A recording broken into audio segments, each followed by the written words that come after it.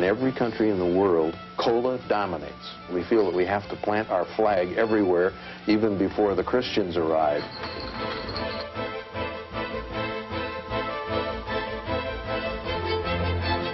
Cola's destiny is to inherit the earth.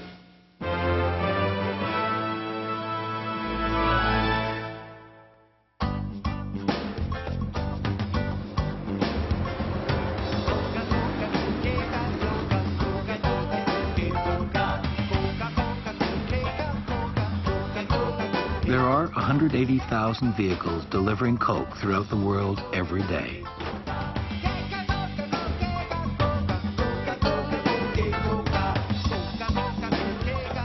That sounds like a lot, but there are still cultures whose main beverage is, say, water. What do you call it, Jim? Coca-Cola. Coca-Cola. What is Coca-Cola? No. Hey.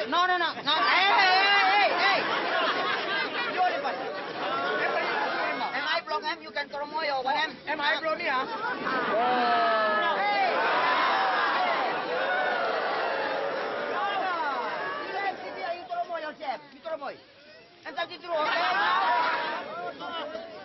You pilih mo sa him. Pilih mo sa him. Kiss him now.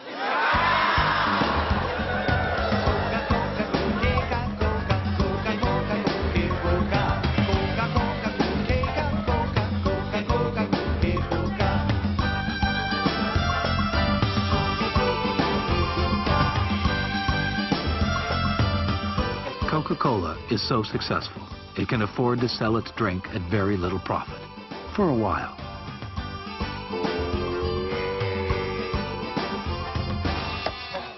There will come a day when young Tuaregs are spending money, and Coke wants to make sure they've acquired a taste for the real thing. Irene, à quel endroit tu t'approvisionnes en coca? Agadez. Agadez? Oui. Et c'est combien d'heures de voiture à Agadez? Tu préfères le thé ou le coca? ما أعرف أنا الشاي ولا إيه.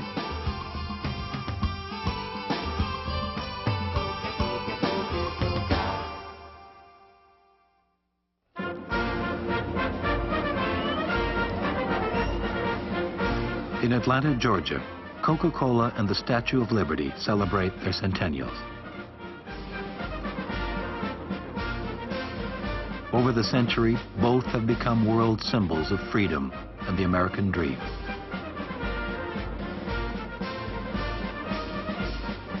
But the man who is head of the company wants to make Coca-Cola more than just the world's most successful brand of all time.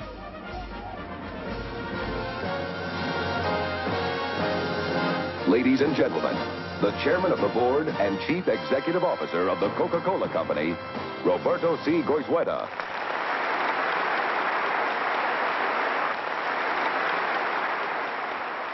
Right now, at this point in time in the United States, people consume more soft drinks than any other liquid, including ordinary tap water.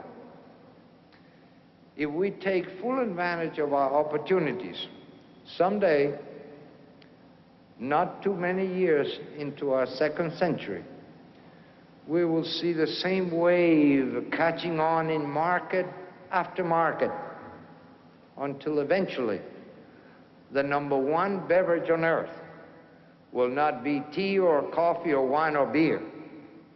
It will be soft drinks, our soft drinks.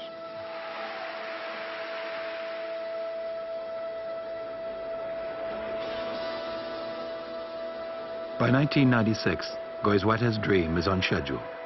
Coke is the #1 soft drink in the world. Coffee, tea, and wine are the company's next targets. This year, Coke is pouring millions of dollars into the Olympics to be held in Atlanta.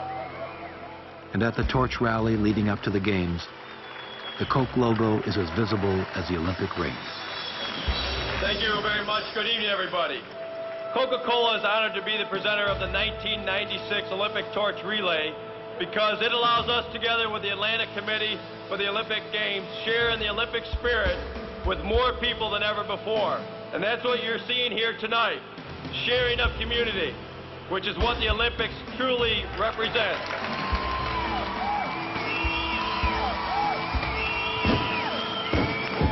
Oh yeah! Right up here!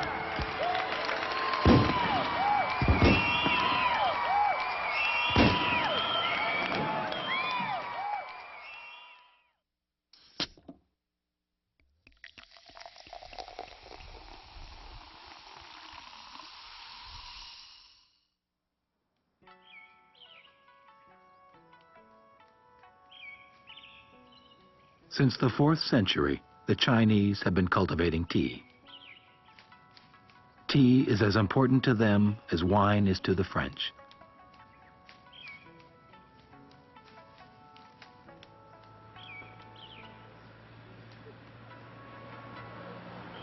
But if the Coca-Cola Company has its way, all that will soon change.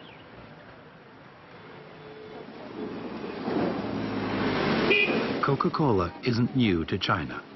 It first comes to Shanghai in the late 20s. Then, when Mao Zedong comes to power, he denounces Coke as the opiate of the running capitalist dogs and bans it. But Mao's Little Red Book is no match for Coca-Cola. And in 1978, after the chairman dies, the company quickly returns. The reports are true. Coca-Cola has reached China. But the taste which one Chinese describes as like Chinese medicine may take a while to catch on. At Coca-Cola, Roberto Goizueta is undeterred. There are 1 billion tea drinkers in China who consume less than 1 Coke a year. That's the biggest untapped market in the world. If Goizueta wants a model for China, he just has to go down the road to Rome, Georgia. The average family in this American town consumes 3,200 bottles of Coke a year.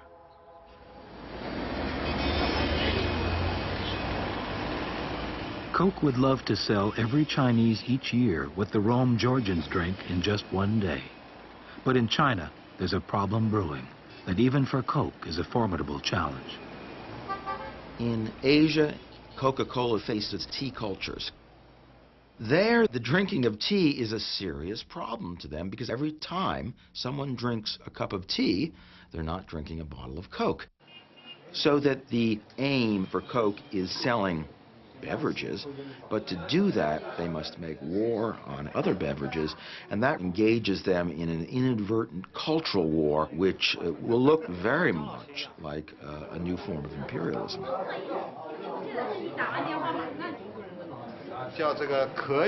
The theme of this painting is drinkable. Chinese people drink tea, and foreigners drink cola or something like that. Chinese tea culture is deeply rooted and integrated with all other forms of Chinese arts. Chinese calligraphy, Chinese painting, Chinese Peking opera. It doesn't matter what the song is, the essence is its lingering charm, and this is mingled with tea.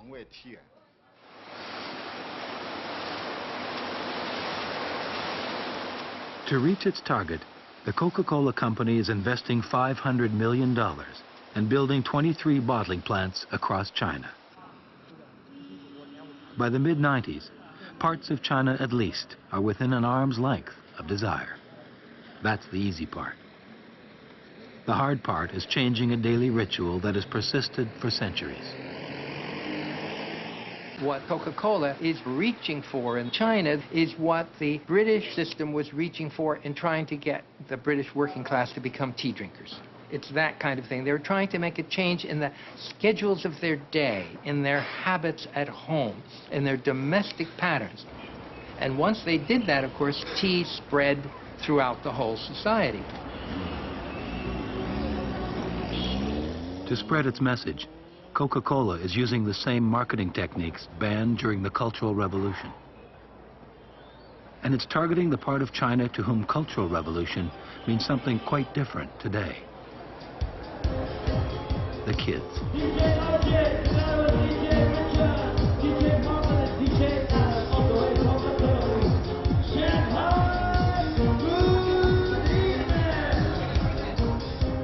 I would say the influence comes from the West, from television, from MTV, and especially from breakdancing.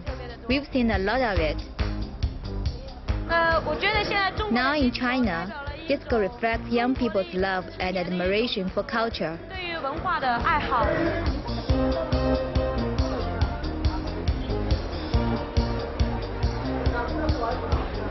As elsewhere, many Chinese youth buy into the idea that you can achieve happiness by consumption. That's a new idea for the Chinese. But then, it once was for the folks in Rome, Georgia, too.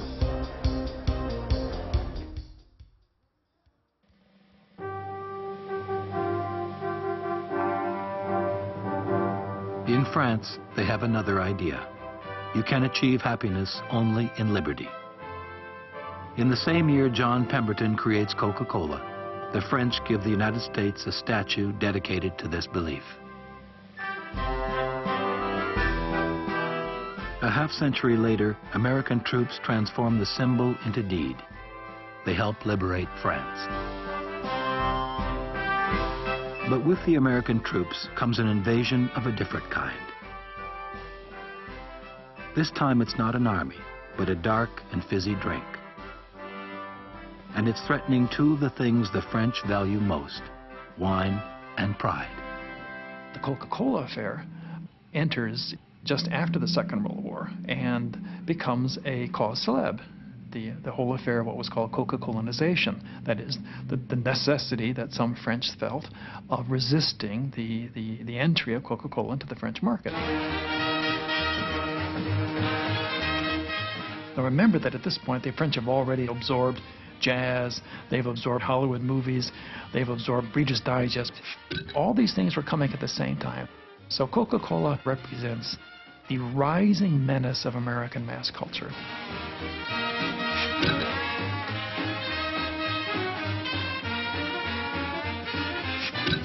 At that point, they hold up the notion that wine, the national beverage, is absolutely crucial to French identity. That is, France can be defined less by language, less by history, less by religion, but it can be defined by its national beverage. And where Coca-Cola is coming in is actually calling into question France's cultural identity. Sharing a bed with a shapely American bottle is just too much. The now raucous debate goes all the way to the French Chamber of Deputies. The culture minister accuses Coke of being addictive. He introduces a bill to ban it. Meanwhile, the Coca-Cola company comes in force to fight this. The Minister of Finance, the Prime Minister, the American ambassador in Paris were all involved in quieting this issue. And ultimately, Coca-Cola wins the battle. The French back away from this after 1950. The ban is never implemented, and Coca-Cola comes to France irrespective of the Great Affair.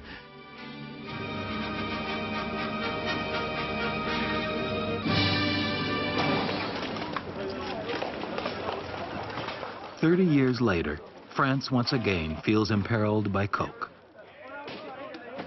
It's hard to know if that's a commentary on Coca-Cola or the fact that Coke and America are now indistinguishable. The Coca-Cola metaphor was used in the 80s by the New Right in France, who thought Coca-Cola was more dangerous than the Red Army, because it colonized people's minds. It was a rejection of the US as a consumer society, an imperialistic consumer society. Much of France still believes the country's soul is in its vineyards. But grapes slowly ripening on the vine belong to a time which, even in France, is fast disappearing.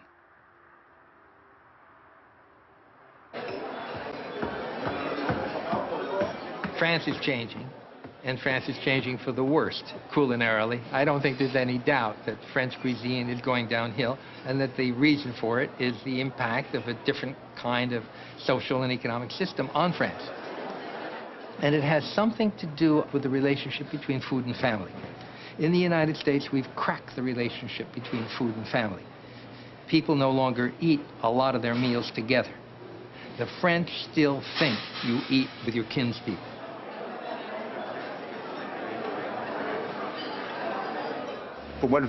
For me, wine is a subject of conversation and appreciation. You don't just up drink it down and it's over. No. Wine is culture.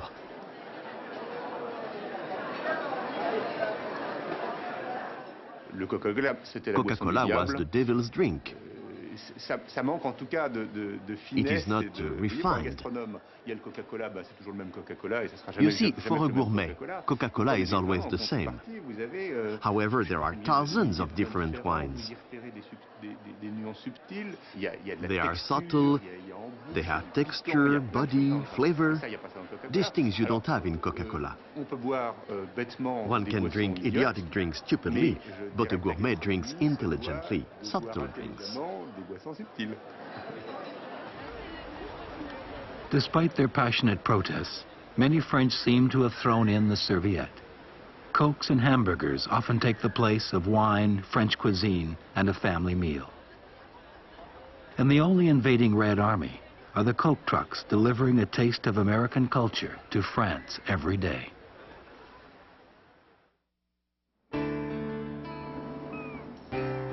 In America, cuisine occupies a different place in the national landscape. The crowning achievement may be the humble burger, greasy fries, and a Coke to go. Just don't tell a real American you got a problem with that. Coca-Cola, Kentucky Fried Chicken, McDonald's, they all work with each other. What do McDonald's have inside their restaurants? Coke, Pepsi, what is it? You know, see, I don't even want to use the word D-I-C-K. They do each other up the ass. They work with the governments, corporations, Coca-Cola, Pepsi, multinational, transnationals. They all work with each other. They all destroy the earth. Wrong. And you're going to blame McDonald's for serving good hamburgers. I'm eating right now a Big Mac. You look unhealthy. You don't look like you can walk. You look like you have AIDS. I think you're totally incorrect. Why are you coming on McDonald's? And I'm not representing McDonald's, but I grew up on McDonald's. I'm an American. So did I. I don't do it anymore. I was on the other side of the fence. Okay, but I grew up on McDonald's. You know what that is? That's a drug addiction. You know what it is? You're a drug addict. It's a good Big Mac. That's what the hell it is. It's a drug addict, man. It's a good Big Mac. You know, when we look at the immense global popularity of American products, you know, one of the questions is why? Part of the answer is we're selling America, and America as a product is a pretty impressive product. You know, it is a product that combines opportunity and some, at least, more social justice than a lot of countries have, and it represents a lot of pretty good things, you know, that you and I think most people would cherish. The other side is the discovery Americans made that if you sell to the 12-year-old, and thus to the 12-year-old in every human being around the world, you're going to have a much easier time than selling to the 30-year-old or the 50-year-old.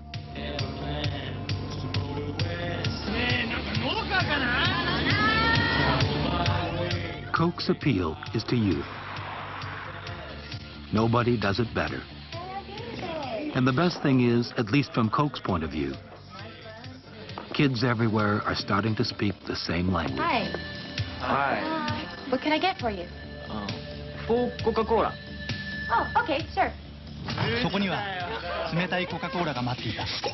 It can be argued that Coke, in a certain sense, represents the American dream because it's one of the most powerful symbols of our society and its achievements. It has become the epitome of what it is to be American. And therefore, people who consume it feel that they are in some way taking part. They are consuming part of us. If you want to, you could call it a kind of symbolic cannibalism because they're consuming something we produced and becoming like us by virtue of it.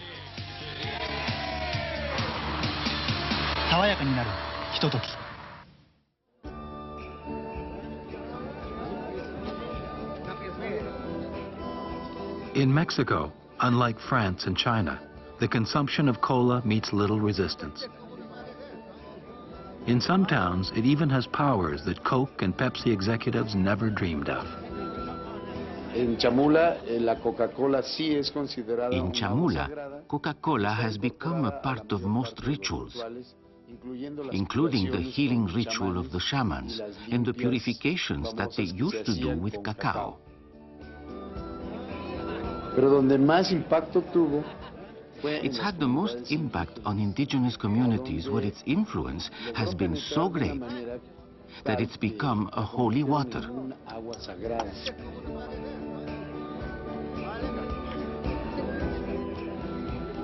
For generations, the Mayans used their own homebrewed posh to help them get in touch with their maker.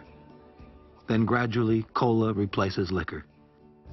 Something about the dark liquid, the green bottle, the fizz.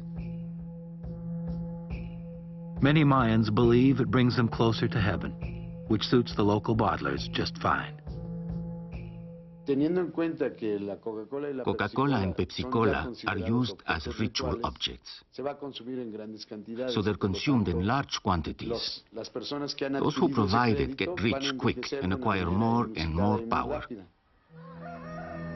The political parties in power manipulated this by using the influence that the local political leaders had acquired from Coca-Cola or Pepsi-Cola to create divisions in towns that were highly unified, towns that had resisted the attacks of a dominant and overbearing civilization for hundreds of years.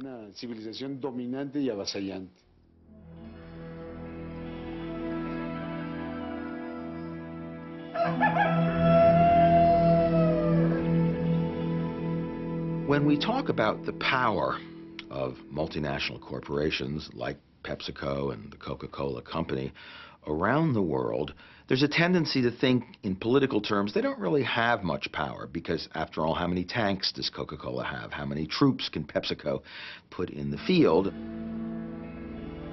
But of course, modern power is not measured simply by hard power. It's measured in soft terms.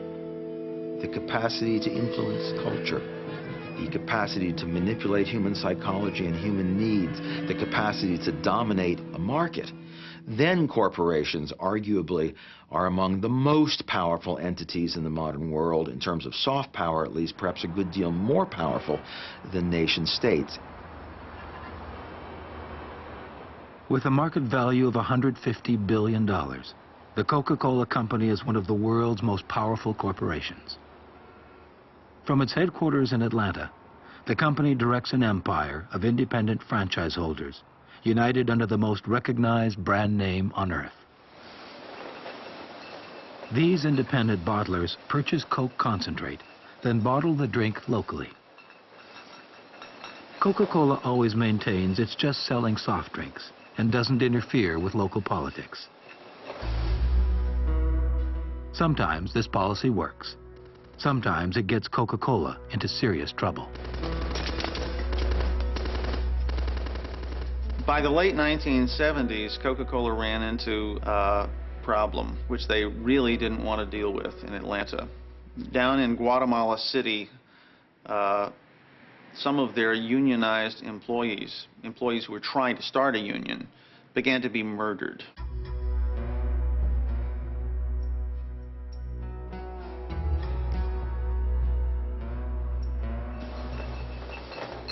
In Guatemala, the independent bottling operation is managed by a Texan named John Trotter. Trotter does get involved with local politics, and there are three things he can't tolerate: Pepsi, communists, and unions. His own employees in the Guatemala City plant tried to unionize, and he told them not to do this, that this was communistic. He blamed it on the Pepsi people causing the problem.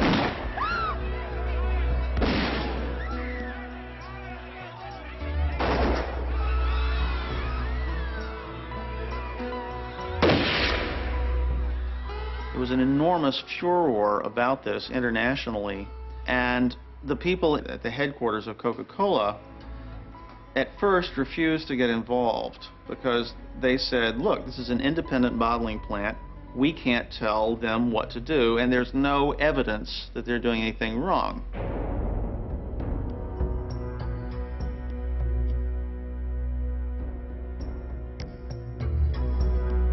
Sporadic violence escalates, more workers are killed, and still the Coca-Cola Company refuses to act. Finally, a nun who had Coca-Cola stock went to one of Coke's annual meetings, and with her she brought the head of the union, named Israel Marquez, and he related to them what was going on. And he said, in Guatemala, the name Coca-Cola means murder. Religious investors took labor organizers from Guatemala with us to the stockholders' meetings of Coca-Cola. We spoke to the stockholders and to the board and to the management. These labor leaders told their story and told about the fear that they and their colleagues faced every day, the fear of being disappeared or killed. While they were speaking, the chairman of the board of Coca-Cola, Paul Austin, smoked a cigarette and just put up with the fact that we were testifying at the stockholders meeting. It was a kind of a shocking disregard for the very powerful story these labor organizers were telling.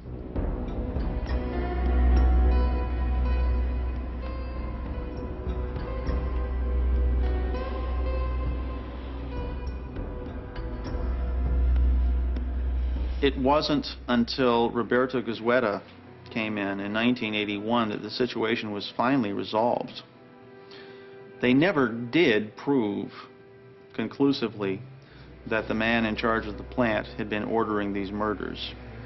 But they did help to buy him out. The company provided the money to help a Mexican bottler buy him out, and the murders stopped.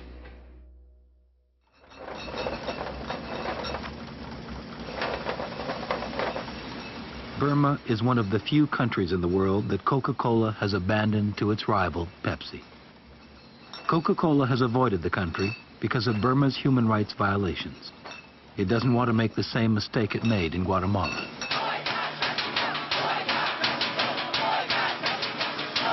After several years, the attacks against PepsiCo are becoming an embarrassment. Generation X is dumping the choice of a new generation. UW students and the Free Burma Coalition held a rally to boycott Pepsi this morning. The United Nations ranks Burma's military government as one of the world's top human rights violators. Protesters want Pepsi to stop production, and Pepsi says they can do more good in Burma than it would do by leaving. It becomes convenient for many companies to say that a human rights demand is a political demand, and therefore they are not a political entity. They're a commercial entity. The reality is much more blurred, however. Business decisions have political implications. Business decisions impact human rights. One of the dilemmas we face with Pepsi-Cola is the company consistently hides behind the myth that in Burma, by doing business there, they're automatically going to make a contribution to economic growth and to democracy. Faced with mounting evidence that, of course, there's tremendous repression in Burma.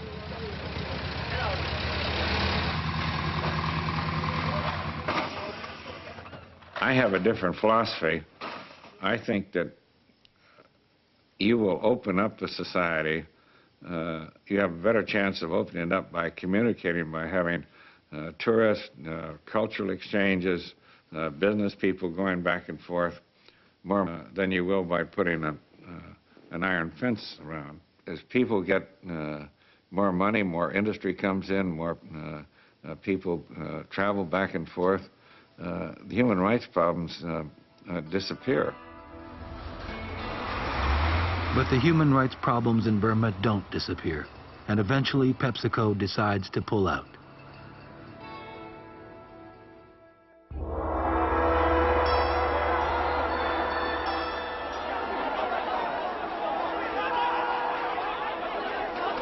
Human rights are also an issue in China. Both Coca-Cola and PepsiCo, as well as many other foreign corporations, are heavily invested in China in the early 90s. Then, almost overnight, a city square called Tiananmen becomes the birthplace of a dream that turns into a nightmare. I think we can fairly say that the young people engaged in the initial moments of rebellion craved real freedom. But without question, they were also part of a worldwide movement of young people that had been seduced by the style of life of the West. So I think we have to say that the revolutions had dual purposes. They had civil and political liberty as their aim, but they also had consumer freedom and a lifestyle, shopping, in mind. But if we think that democracy is nothing but the right to shop, then I think we can say that China today is the world's greatest democracy.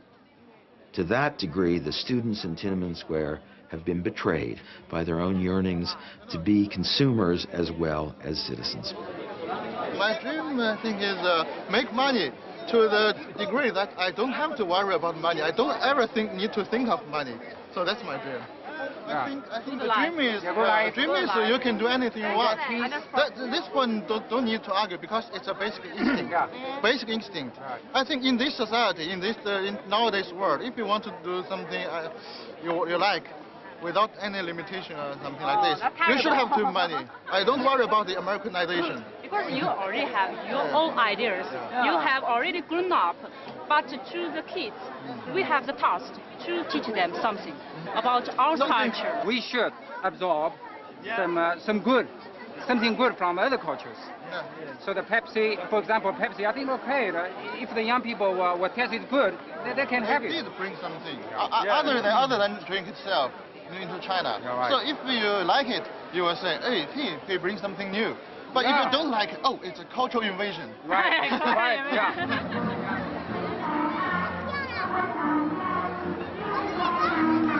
It's Children's Day in Shanghai, the day when future generations are celebrated and taught about Chinese traditions.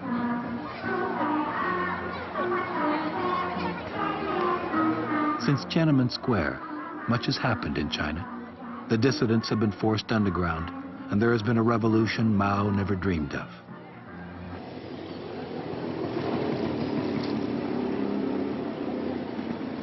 Now, the only visible conflict is between the two American cola companies, jostling for the biggest market in the world. In the market, the competition between Pepsi and Coca-Cola is very intense. It's there every day. I think of Coca-Cola as my opponent, like in the war. It's my enemy. I want to wipe it out.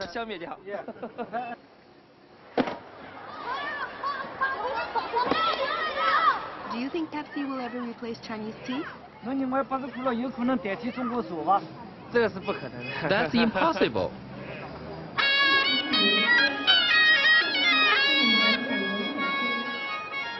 Right now, the average consumption in China is a mere 7 soft drinks per person a year, compared to over 840 in the United States.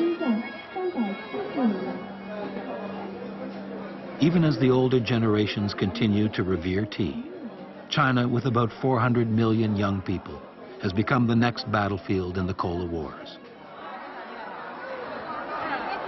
But with a market the size of China, the two giants, Coke and Pepsi, will not be alone for long. There are other fish in the sea.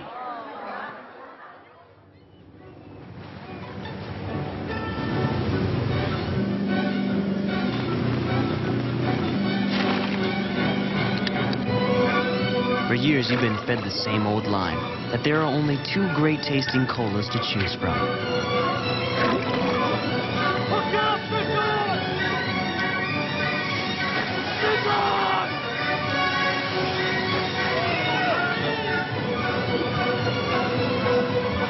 Hey, you don't have to swallow that.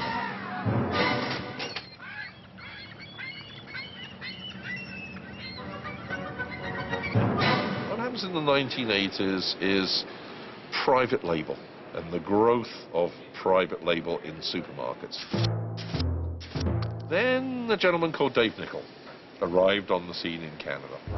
And what he did is he said, if I make my private label products better quality and do a professional branding job with them, maybe I can carve out some of this large soft drink market. What we are selling is value. Value is a combination of both price and quality. And the samurai consumer today is not interested in polar bears drinking Coca-Cola. They are interested in going into a store and buying a case, a product that is either superior or equal to the national brands for $2 or $3 less. That's what they're after, and that's where the world is at today, and that's why Coke and Pepsi are passé. So he contacted a company called Cop Beverages, who purchased the old RC Cola capability, reformulated it, and started promoting what became known in Canada as President's Choice Cola. Coca-Cola and Pepsi-Cola ignored us for 2 or 3 years, and as a result, over the last 3 years, both of them have lost hundreds of millions of dollars. In fact, 2 years ago, in Canada, it became so powerful that private label supply from Cop Beverages took over as the second largest cola company in Canada. They say the secret formula to Virgin Cola is so secret that even the man that invented it doesn't know what it is. After his Canadian success, Nickel teams up with a British partner, Richard Branson, to create Virgin Cola, and Coca-Cola explodes. Coca-Cola was really, it's sort of like, used to be run like the Masters golf tournament, you know, an old Southern tradition, gentlemen. But today, gee, I think Boss Woodruff would really be annoyed because it's more like run like the evil empire. When Virgin came out in England with their Virgin Cola, Richard Branson, they ran full-page ads right across the country, which said, if somebody tells you that they've got a product that tastes like Coca-Cola, don't buy it. So, you've been drinking the same brand of cola for years, when along comes Virgin Cola. Yeah, Virgin Cola. Try dabbing a little bit behind your ears. You'll find it makes you... Irresistible to the opposite sex. Virgin Cola is an immediate hit in England. A year later, Branson brings his cola across the Atlantic.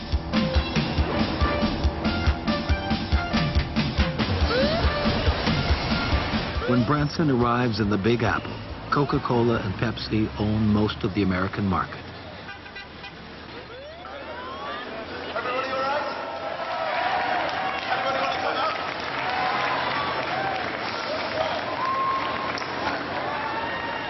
Dave Nickel couldn't be happier. With every Virgin Branson sells, Nickel gets a little richer. And the great thing about Richard is he gets all of this publicity and pays for just none of it. Gentlemen, this way, please. Avoiding much of the enormous cost of marketing is how Nickel and Branson think they can undercut the big boys. Let Coke and Pepsi create the desire, then go in at a cheaper price. Pepsi, Coco, sorry. In most of the other businesses we're in, there are hundreds of competitors. I mean, it's really quite strange that in this enormous business, maybe the biggest business in the world, that there are only really 2 players in the soft drinks business. So I think there's plenty of room for a third.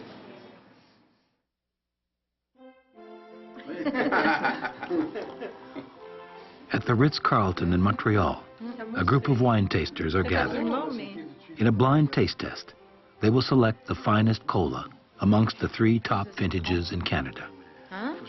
Right now, they are tasting cola number 1. The citrus notes were coming off for sure. You know, with the lime, maybe a touch of lemon. It's quite light in color. It's not very, very deep. A little bit of spice in it. First nose is a little bit spicy. You smell also caramel inside. Yeah, my baby. To me, it's... You have only sugar in the mouth. Cola number 2. Number 1 was very cinnamon in the mouth. This one is more syrupy, although the bubble in the mouth is a little bit more aggressive than the first one. Lasts a little longer. I would rather have the second one to refresh myself. The first one for me is flat. I prefer the second one. Yeah? Cola number 3.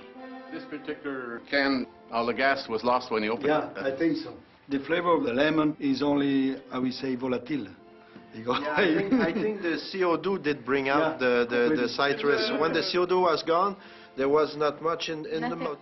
So I think my favorite choice, if there can be a favorite choice, would be number 2 for its complexity.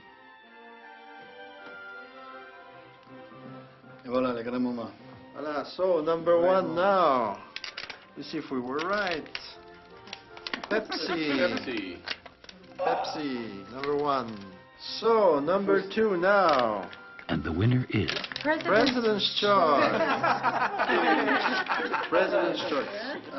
President's choice. So why pay more? Le deuxième, c'est mon préféré. Guess what the third one is? And the suspense for number 3 is, of course, Coca-Cola. Coca-Cola. Amongst the 3 colas, number 2 is the unanimous choice. Although President's Choice wins the taste test, it takes more than taste to win in the cola wars. Coca-Cola has spent a century building up its brand name and continues to pour billions into marketing and distribution. Think about what a soft drink is. A soft drink is something that refreshes you. You don't want to wait to be refreshed. I'm thirsty, I feel like a drink, is the process. So the soft drink company's goal has been to have either Coke or Pepsi anywhere where you're likely to feel thirsty.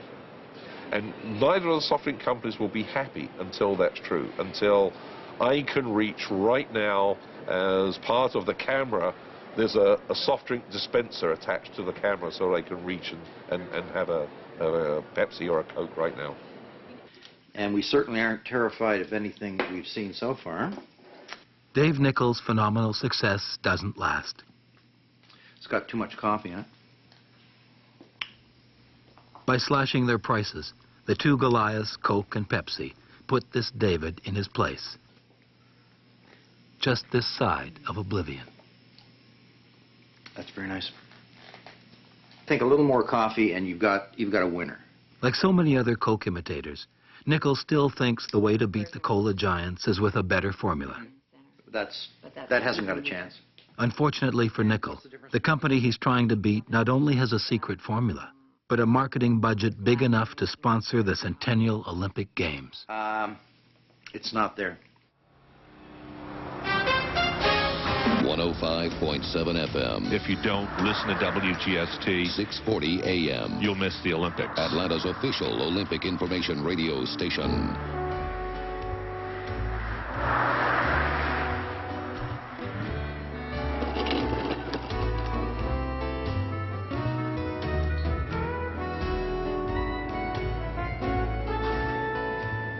One of the ironies of modern corporate culture is that some of the largest, most successful corporations, like Coca-Cola, may actually outlive the American culture, which it has used as the basis for its selling. Because unlike the United States, Coca-Cola now has a global footing. The problem ultimately with Coca-Cola culture isn't whether it's good or bad, whether it's tawdry or elegant. The problem is that it tends towards monopoly, uniformity, and homogenization, and therefore a uniform world culture in which everybody's more or less the same.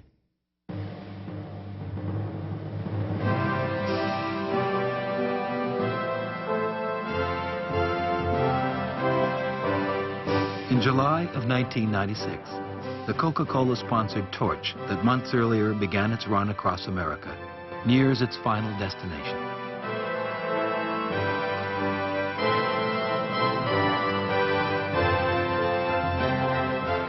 In Coca-Cola Plaza, the citizens of Atlanta, along with the rest of the world, wait in anticipation. And then the host country, the United States.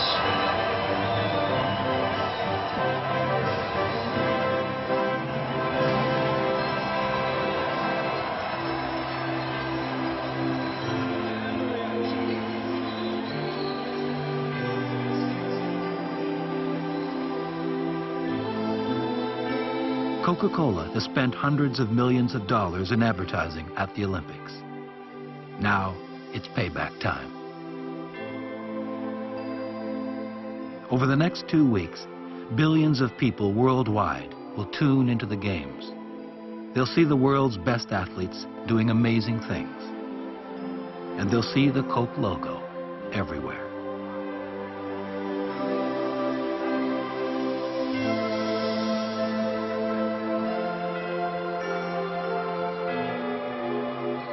It's the greatest advertising orgy of all time.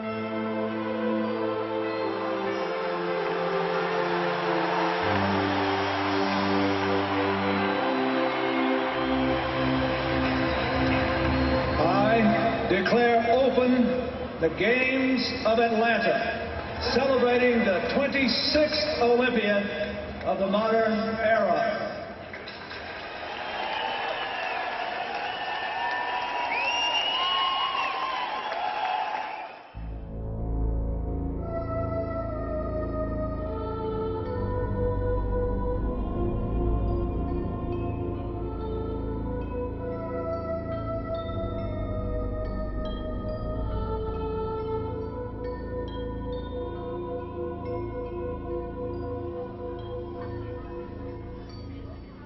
Since the early days of the patent medicine men a century ago, thousands have tried to find the magic formula that would supplant Coke as the world's supreme beverage. Perhaps here, far away from Atlanta, in the back alleys of Shanghai, one of those dreamers is succeeding.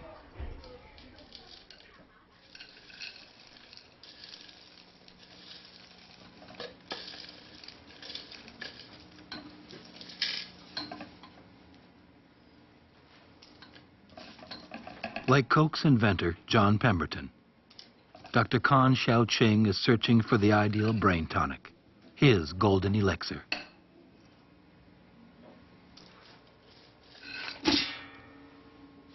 With dye flour, jade butterfly, spring chrysanthemums, sugar and water, Dr. Kan is brewing a drink for the 21st century.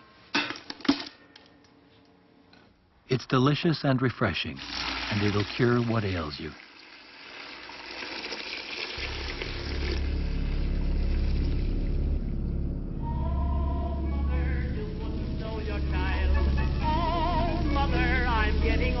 I am drinking Coca-Cola now. On the level, I'm a little devil. Oh, mother, you wouldn't want me home. Cannibals compared to me are mild. I'm no more your peaceful little lamb. I shave most every day just like a man. I've thrown away my...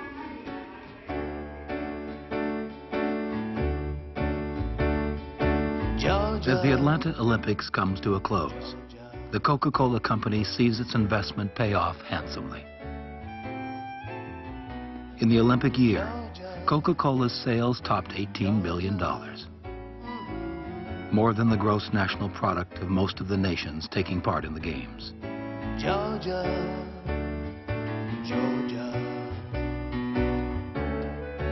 The company expanded to nearly 200 countries and increased its market value by 40%. Throughout the world, Coke is outselling Pepsi by more than 2 to 1, and private label colas are no longer a threat.